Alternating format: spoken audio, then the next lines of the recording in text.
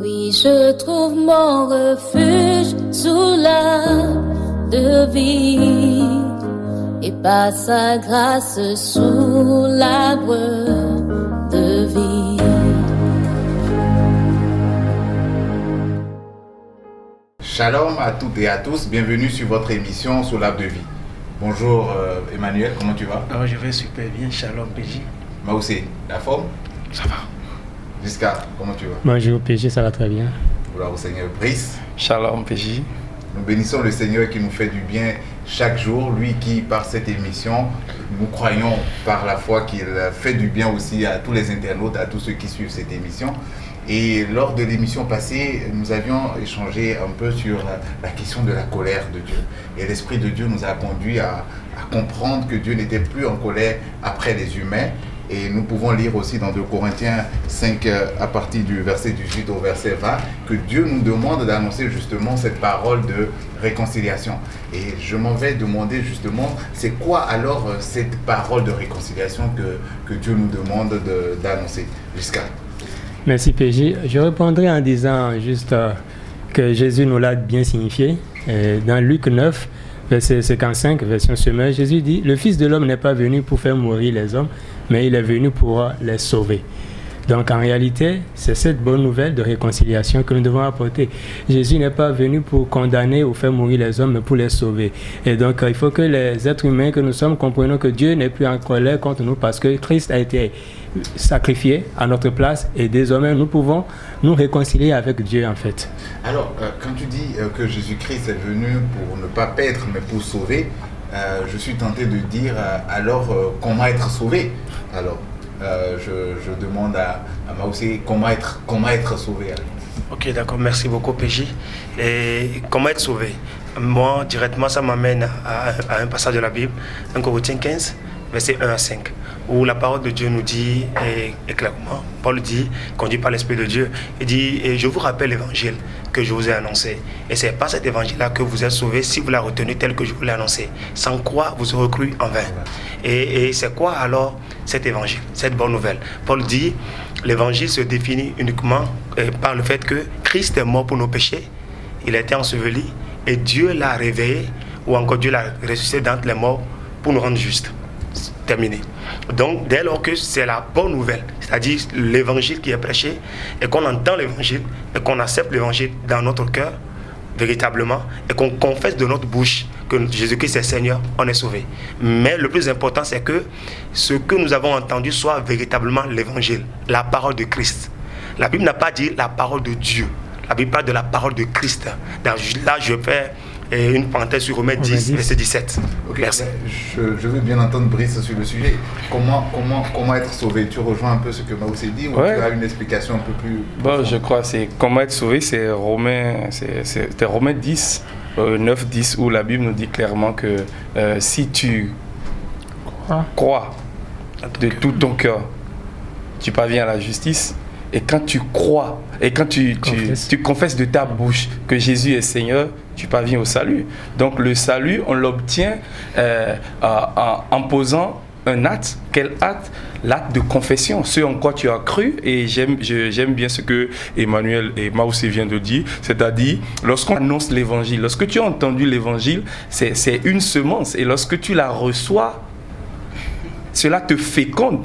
Et ce que cela t'amène à faire, c'est que tu ouvres ta bouche et tu déclares publiquement que Jésus-Christ est Seigneur, qu'il est venu, il a porté nos péchés, qu'il est mort, il a été enseveli, il est ressuscité d'entre les morts. Donc en posant cet acte, en confessant, nous parvenons au salut.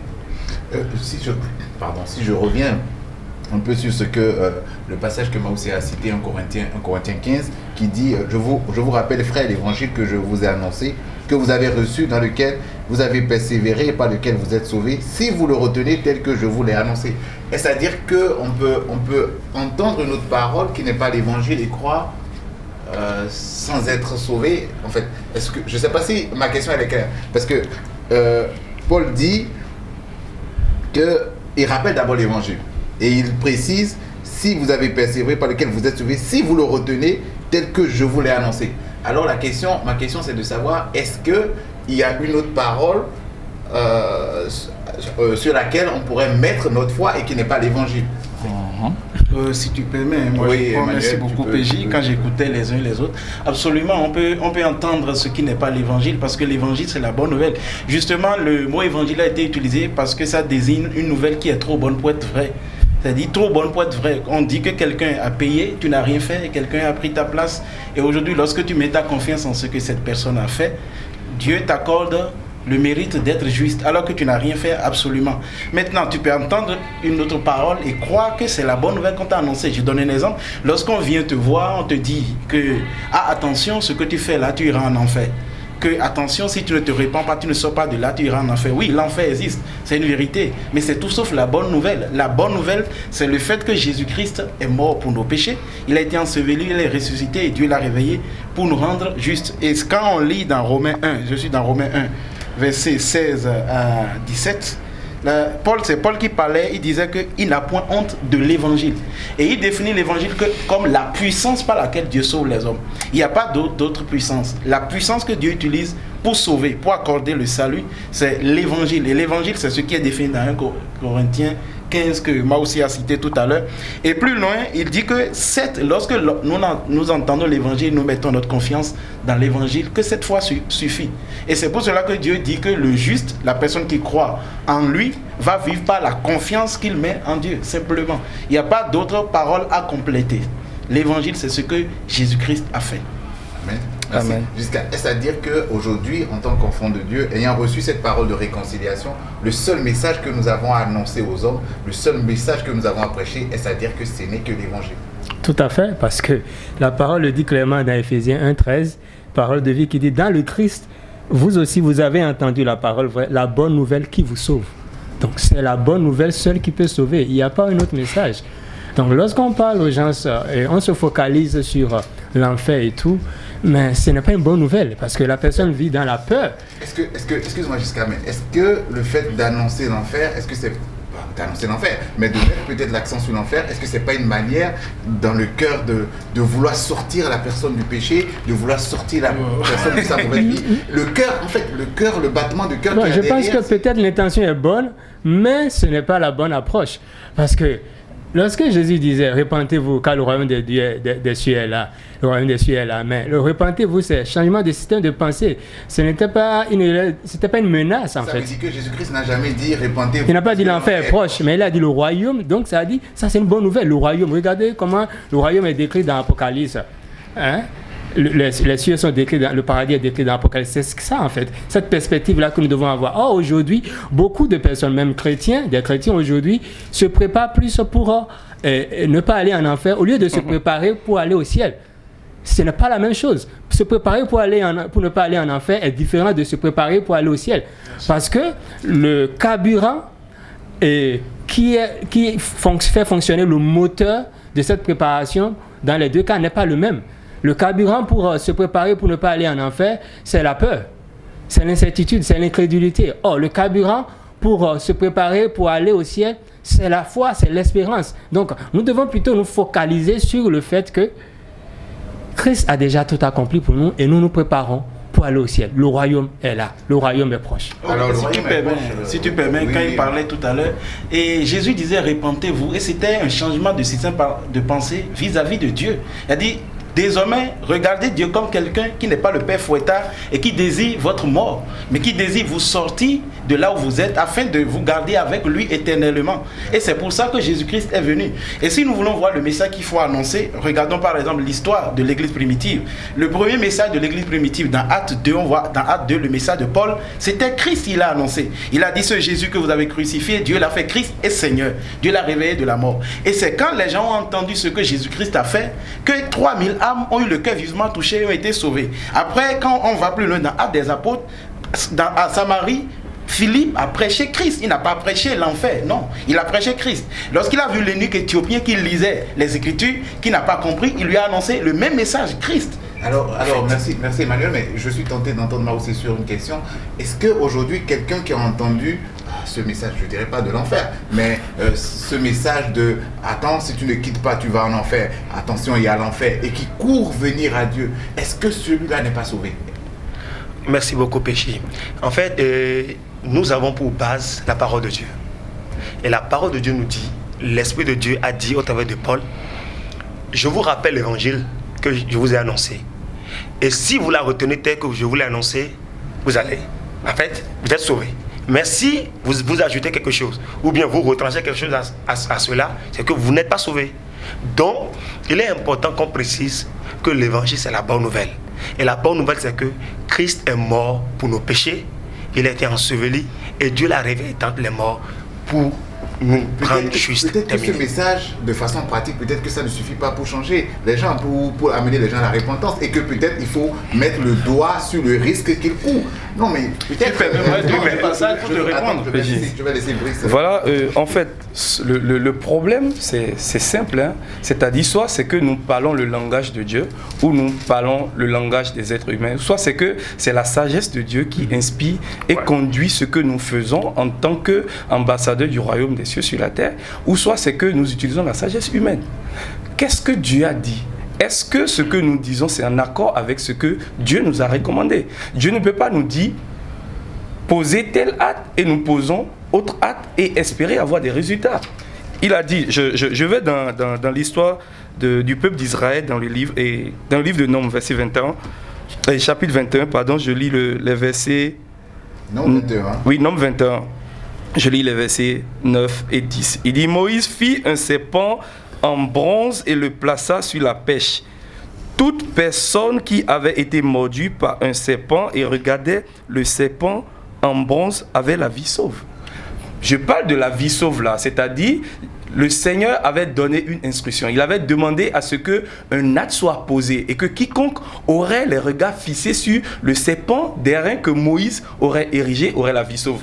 Imaginons les Israélites qui avaient été mordus par ce serpent et plutôt que de regarder au serpent d'airain, choisissent de veiller ou de faire autre chose. Ouais. Mais pour être sauvé, ce qu'ils devraient faire, c'était de regarder au serpent d'airain. Ça veut dire quoi? Et Jésus a fait il a fait ce parallèle dans Jean 3. Ouais. Il a dit de la même manière que Moïse a élevé le serpent d'airain, de la même manière le Fils de l'homme sera élevé. Quiconque croira en lui aura la vie sauve. Donc lorsque nous parlons du salut, je crois que nous devons élever Jésus en fait. Présenter Jésus. C'est ça, et pour finir, c'est que présenter Jésus, d'accord. Mais c'est le moyen que Dieu a dit. Il a dit d'aller annoncer la bonne nouvelle. Donc je ne vais pas contre sa stratégie à lui. Mais ça ça c'est confirmé dans la Écriture. Au fait, dans Romains 16, 25, français courant, si tu as ça, tu lis. C'est clair. Oui, 16, 25. Romains 16, 25. Oui. Romains 16, 25. Si tu l'as pas. Oui. D'accord, je lis ce que j'ai dans Louis II. Romains 16, 25 dans français courant. Oui. Tu as ça? Oui, oui, vas-y. Dans français courant.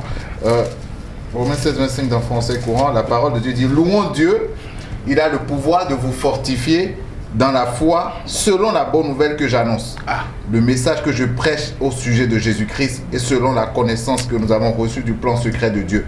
Ce plan a été caché très longtemps dans le passé. Donc, il fortifie et il a fait mis selon l'évangile. C'est pas l'évangile, il n'y a rien d'autre. Paul a été créé. Jusqu'à je veux bien t'entendre sur tout ça. Oui, merci Béji. Je dirais ceci. Aujourd'hui, le seul message que nous avons à prêcher, c'est l'évangile de Christ, présenter Christ aux gens. Mais lorsqu'on se présente devant les gens et qu'on utilise d'autres stratégies, on pense que peut-être en leur disant venez, vous aurez le mariage, venez, vous aurez un emploi, venez et vous allez vaincre les sorciers, ainsi on pourra drainer la foule. Certes, on va drainer la foule, les gens vont venir, mais est-ce que ces personnes vont être affermies dans la foi? Pas forcément, parce qu'elles sont venues pas par le moyen que le Seigneur a prévu, le seul moyen qu'il a prévu, par la fenêtre. Voilà. Ces personnes sont venues par la fenêtre au lieu de venir par la porte, parce que la porte c'est Jésus. Donc ils doivent prendre par Jésus, c'est Christ, en regardant à Christ. Il faut que les regards soient sur Christ. Il faut qu'on puisse se focaliser sur Christ et pas sur autre chose. Il n'y a pas d'autre chose, il n'y a pas de substitut. Mais Maoussé, la parole dit clairement que Dieu a donné Jésus-Christ afin que nous ne périssions pas. Donc, le fait de dire fuyez l'enfer, c'est pas encore anti-scripturaire. Non, mais écoutez, Jésus est venu, il a dit, et en fait, Jésus est venu, il nous a donné la mission aujourd'hui. En fait, nous sommes là pour apporter la bonne nouvelle, annoncer le royaume, pas l'enfer. Jésus n'a pas fait de nous ses ambassadeurs pour qu'on aille annoncer l'enfer. Non, on est là pour annoncer le royaume de Dieu. C'est la bonne nouvelle. C'est la bonne nouvelle qui sauve. En fait, la bonne nouvelle qui sauve, écoutez, imaginez un instant quelqu'un qui vit déjà sa vie. Vous pensez que quelqu'un qui a des difficultés, qui vraiment est dans des liens, qui a du mal à s'en sortir, dans la fornication, tout ça, écoutez, il n'y a personne sur terre qui va aimer rester dans ces conditions-là. Hein. Maintenant, vous venez encore et vous dites à cette même personne, écoutez, monsieur, tu sais, ça là, si tu continues dedans, tu iras en enfer. Attendez, et tu veux le tuer? Le gars vidéo. C'est où la bonne nouvelle dedans? Mais où est la bonne nouvelle dedans? En fait, Jésus est venu pour libérer. Il a dit, je suis venu afin que mes brebis aient la vie en abondance. Amen. Donc Jésus est un Dieu d'amour. Présentons l'amour. La bonne nouvelle, c'est l'amour en fait. Si tu permets, les différentes interventions m'amènent à faire un parallèle par rapport à un gouvernement où le ministre de l'urbanisme, par exemple, va sur le terrain, il se présente devant la population et leur dit, attention, il y a la route qui va passer par là. Si dans 2 jours vous ne déguerpissez pas, on amène les grands engins, ils vont vous... Alors que le message qu'on t'a demandé d'aller dire en tant que ministre, c'est de leur dire, attention, vous êtes sur l'emprise de la voie, mais on a préparé pour vous un autre emplacement. Un palace. Voilà, on a préparé pour vous un autre emplacement sur lequel on va vous loger. Je pense qu'entre ça, qui sert mieux le gouvernement? C'est le ministre qui annonce le palace. Et si tu permets, Jésus, dans 2 Corinthiens que tu as lu en introduction, Jésus n'est pas venu pour nous sauver de l'enfer. Non. Jésus est venu pour nous réconcilier avec le Père. Et la conséquence que je suis avec le Père, c'est que l'enfer ne me concerne plus. Jésus n'est pas venu pour nous sauver de l'enfer, absolument pas, non. Jésus est venu pour nous réconcilier avec le Père. C'est pour ça qu'il ne nous a pas confié le ministère d'échappement ou échappatoire à l'enfer, non. Mais c'est le ministère de la réconciliation qui nous a confié. Tu permets, Jean-Péji? La parole nous dit dans 1 Thessaloniciens 5, verset 9, ceci, car Dieu ne nous a pas destinés à la colère, mais à l'acquisition du salut par notre Seigneur Jésus-Christ. Amen. Donc, la colère de Dieu, ça ne nous concerne pas. Dès lors que tu crois en Jésus, ça ne te concerne plus. Alors donc, ça veut dire, bon, là, ma question, personne n'a... Depuis là, vous prenez la parole, mais personne n'a encore répondu à ma question. Oui. Parce que, est-ce que quelqu'un qui vient dans une campagne d'évangélisation, qui entend, attention, si tu ne donnes pas ta vie à Jésus-Christ, tu vas en enfer, et qui par peur de l'enfer vient à Jésus-Christ, cette personne est-elle sauvée ou pas? Les gars, répondez-moi. Jean 4, 17. De façon pratique. Oui, le passage Jean 4, 17. Oui, je lis le verset 18.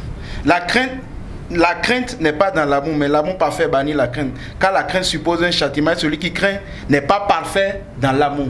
S'il vient à Dieu par crainte de la punition, il craint, il n'est pas parfait dans l'amour. Alors que l'amour de Dieu qui est répandu dans nos cœurs, c'est un amour parfait. Donc si c'est par peur qu'il vient, il va vivre toute sa vie en croyant qu'il est sauvé, qu'il a le salut. Alors qu'en quelque sorte, il est rentré par peur, dans sa vie, c'est je vais échapper à l'enfer. Et ce qui fera qu'il ne jouira jamais des fruits du salut qui a été annoncé.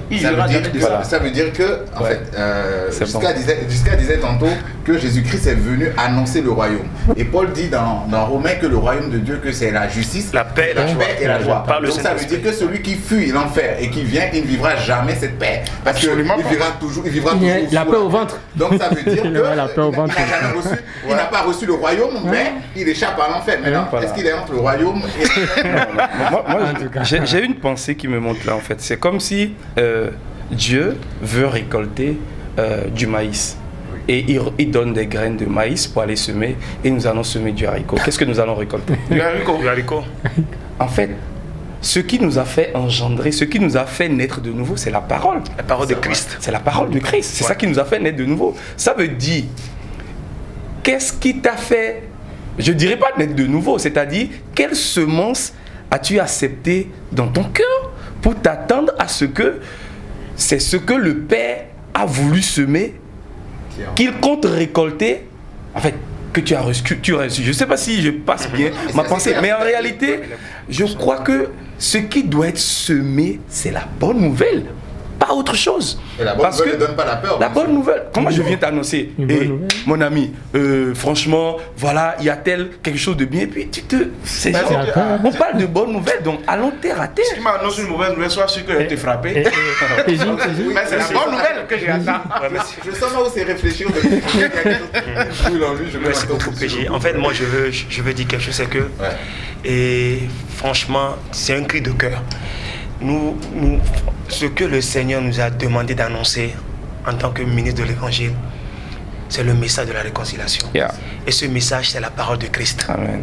Arrêtons d'annoncer autre chose que ce que le Seigneur a demandé d'annoncer. Et quand les gars ne comprennent pas ce qu'on dit, quand les hommes ne comprennent pas, ils continuent à marcher, est-ce qu'on va les laisser comme ça? Est-ce qu'on ne va pas mettre un peu de piment? La Bible dit qu'il a plu à Dieu de sauver qui est sozo, délivrer, libérer, bénir les hommes par la prédication de l'évangile. Ce n'est pas par autre chose que Dieu délivre les gens. Même quand les gens veulent persévérer dans le désordre, lorsque la semence féconde le cœur, c'est une semence incorruptible, et c'est ce que Paul a dit dans 1 Pierre 1, 23 à 25, il dit que la semence que nous avons reçue est incorruptible. Et quand c'est cette semence de l'évangile qui est annoncée, la personne ne peut pas recevoir l'évangile de Christ et continuer dans n'importe quoi. C'est impossible parce qu'il y a une semence. Oui, le Seigneur a dit quelque chose en temps, dans Romains 10, verset 17. Il dit, la foi vient de ce qu'on entend, et ce qu'on entend vient de la parole de Christ. En fait, moi, j'aimerais préciser un point, c'est que ce ne sont pas les techniques ou les clés qui libèrent les vies. C'est la vérité, c'est l'évangile. Jésus a dit, vous connaissez la vérité et la vérité vous rendra libre. Et j'aimerais dire, ne sommes pas fatigués d'annoncer la bonne nouvelle. Et eux aussi ne sont pas fatigués aussi d'entendre la bonne nouvelle. Écoute, prédicateurs, continuons toujours pas à annoncer la bonne nouvelle. Annonçons l'évangile. L'évangile libère. C'est l'évangile, c'est l'Esprit de Dieu lui-même prend l'évangile et libère les vies. Donc si je comprends bien, même si les personnes, comme je demandais, ne changent pas, on se rend compte que malgré la prédication de l'évangile, ces personnes ne changent pas, c'est de continuer à prêcher. Continue toujours pas à prêcher l'évangile. Il ne s'agit pas de mettre un peu de piment dedans pour... Non. Oui. Merci. Oui, j'aime bien l'exemple que tu as donné tout à l'heure parlant du ministre là, c'est-à-dire ce qu'on lui a mis dans la bouche, il a déformé l'information, il allait donner autre chose. Donc on ne peut pas s'attendre à un résultat. Alors que la Bible nous dit clairement dans le livre de 2 Corinthiens 5, je lis rapidement, il dit, en effet, Dieu était en Christ. Il réconciliait le monde avec lui-même en ne chargeant pas les hommes de leurs fautes et il a mis en nous la parole de la réconciliation. Donc en fait, et par la suite il le dit, nous sommes donc des ambassadeurs pour Christ. Ça veut dire que la mission que nous avons reçue, c'est d'aller annoncer un seul message, la bonne nouvelle. Donc ne nous lassons pas d'annoncer l'évangile. En sachant qu'en temps, là, c'est en temps. Tout à l'heure, ce qu'il a dit. Oui, c'est en temps. C'est le présent continu. C'est ça. Donc, continuez pas à entendre. On ne se lasse pas d'annoncer, on ne se lasse pas d'entendre. Ok. Jusqu'à, je veux... Oui, pour finir, je dirais ceci. Jésus nous a donné un bel exemple d'apporter la parole de réconciliation. En prenant le cas de Saul de Tarse, quelqu'un qui persécutait l'Église, quelqu'un qui menait une mauvaise vie, un meurtrier. Mais quand Jésus s'est présenté à lui, c'est la parole de réconciliation.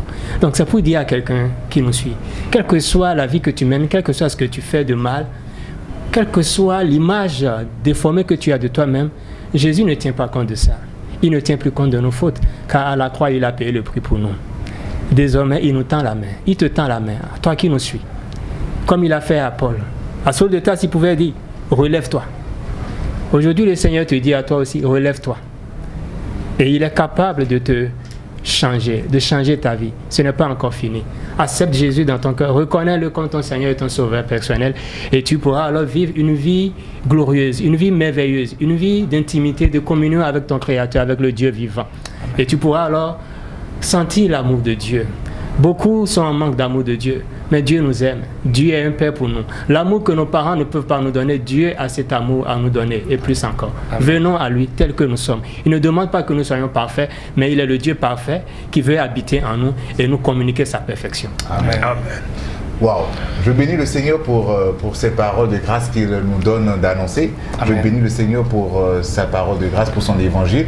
Et véritablement, je crois qu'au travers de cette émission, il y a des âmes qui ont été transformées, il y a des vies qui ont été changées. Amen. Et pour résumer, le Seigneur nous demande d'annoncer la parole de réconciliation. Amen. La parole de réconciliation, c'est que Jésus-Christ est mort pour les péchés de tous les hommes et que Dieu ne tient plus compte des fautes des hommes, des êtres humains. Dieu demande aux êtres humains de venir à lui au travers de Jésus-Christ afin de vivre son amour, afin de vivre les plans merveilleux qu'il a pour eux, les plans de bonté, les plans de grâce, les plans de bonheur, de santé, de prospérité. Amen. Shalom à tous. Shalom. Merci de nous avoir suivis et au prochain numéro de votre émission Sous l'arbre de vie. Oui, je trouve mon refuge sous l'arbre de vie et par sa grâce sous l'arbre